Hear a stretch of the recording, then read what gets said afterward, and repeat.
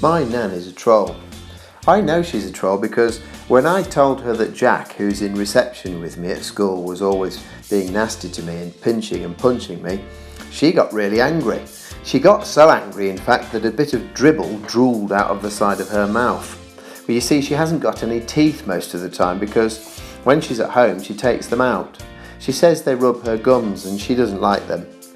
Of course, she does have some teeth of her own, but only a few. I think she's only got 2 because sometimes they stick up from the bottom of her mouth like spears sticking straight up. One of them nearly touches the side of her nose when she falls asleep in her chair. Anyway, Nan told me to invite Jack for tea.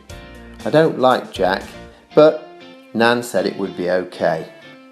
When Jack's mum dropped him off at Nan's house, Nan was wearing her teeth and everything, the ones she doesn't like. She talked really posh to Jack's mum, and she didn't dribble at all. In fact, she didn't even smell. She normally smells a bit sort of fusty or mouldy. The mouldy smell a bit like the wee smell in the boys' changing room at school.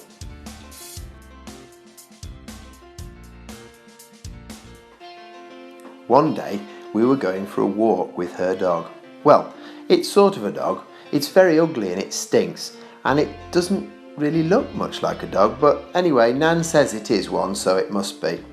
It has got a bit of hair on it and it does have sharp teeth, so it must be a dog. We were going for a walk and we were going to get some mushrooms from the fields at the back of Nan's house. We saw some of the older boys from school playing football. As we walked past, the ball got kicked near us and Nan stopped it with her foot, flicked it high up in the air, and as she turned around she kicked it really hard towards their coats on the floor and it went right between them. "Goal!" she shouted. I couldn't believe it and the boys couldn't believe it either. They came running over and asked Nana if she wanted to play with them. They all started arguing over which team she was going on, and I just stood watching as Nan took over the pitch. She dribbled, not from her mouth this time but with her feet, the ball past the defenders and wham! She scored another goal, and then another. Her skinny legs moved so fast I couldn't see them. No one could get the ball past her. She jumped in the air, she slid along the grass. She was amazing. I said to Nana, "I can't believe it, Nana. You are the best Nana ever at football." She just smiled and poked one tooth out and said, "It's because I've got athlete's foot."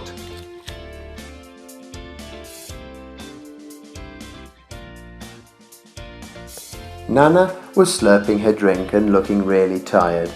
I said, "Nan, is it true that you're more than 100 years old?" She just peeked over the top of her chipped cup and grinned at me. "What do you think?" she said. "Well," I said, "Mrs. Edwards, the dinner lady at school, said you were. She was talking to one of the other dinner ladies, and I heard her say that you must be over 100 years old because you were an old lady when she was little, and she's 62 now, and that didn't you look marvellous for your age?" Nana didn't answer. She just snored and dribbled a bit because she'd dropped off to sleep. I got up to have a closer look at Nan. I couldn't really get close because Ugly Dog was sitting next to her and he showed me his teeth. But from where I was, my Nana didn't look any older than Mrs. Edwards, apart from the teeth, the faint smell of mouldiness, and a few grey hairs. My Nan loves to keep everything. I mean, really everything. Her best friend is Bob. Bob is the man who lives at the council tip down the road. Well, Nan says that Bob works at the tip, but I think he lives there as well because he's always there. And sometimes Nan says she's just popping over to Bob's house, and when she comes home she's always got more stuff. She calls it useful stuff, but I think it's just rubbish really from the tip. She gets all sorts of things from Bob. Broken lamps, worn out wheels, chairs that people throw out, and one day she even came back with a television. It was massive and it had a great big crack right across the screen, but Nan thought it was lovely even though it was just a black and white picture. Once I asked Nan if she was Bob's girlfriend and she got really cross and stuck her tusky teeth out at me, so I guess she must be.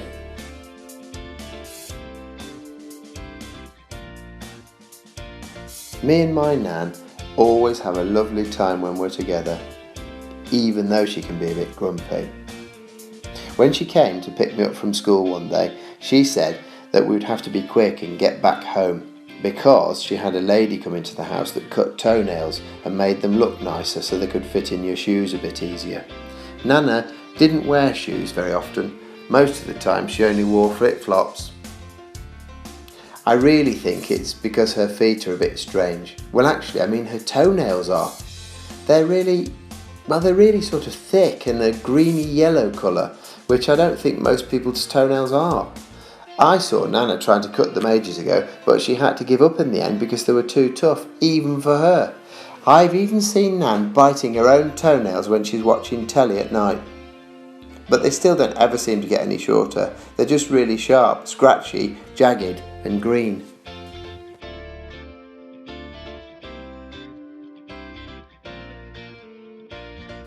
Barbara the Trollopodist's bike was quite ordinary until you looked at all the things she had on it. You could see all sorts of tools hanging from the handlebars. Hammers, cutting things like small saws, wicked looking scissors like people use for cutting the wool off sheep in the summer, and the saddlebags were completely bursting out with interesting things. Tins of shiny metal, sandpaper, even some varnish, and some oil in a can with a spout on it. I tried to see what was in the saddlebag on the other side of Barbara's bike, but when I touched it, I was sure that something moved inside it, so I didn't dare look in.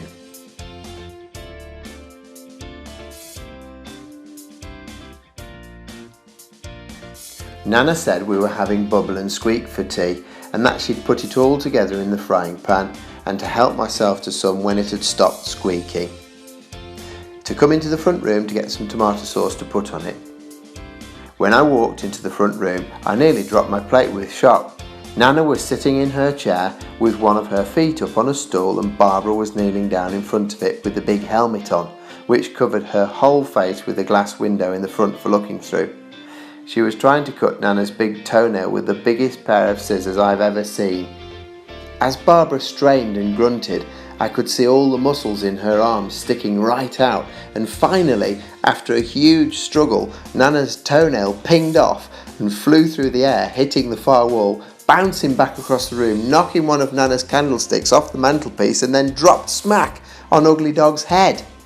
I thought it might be safer to eat my tea in the kitchen, so me and Ugly Dog went and sat near the sink out of Barbara and Nana's way.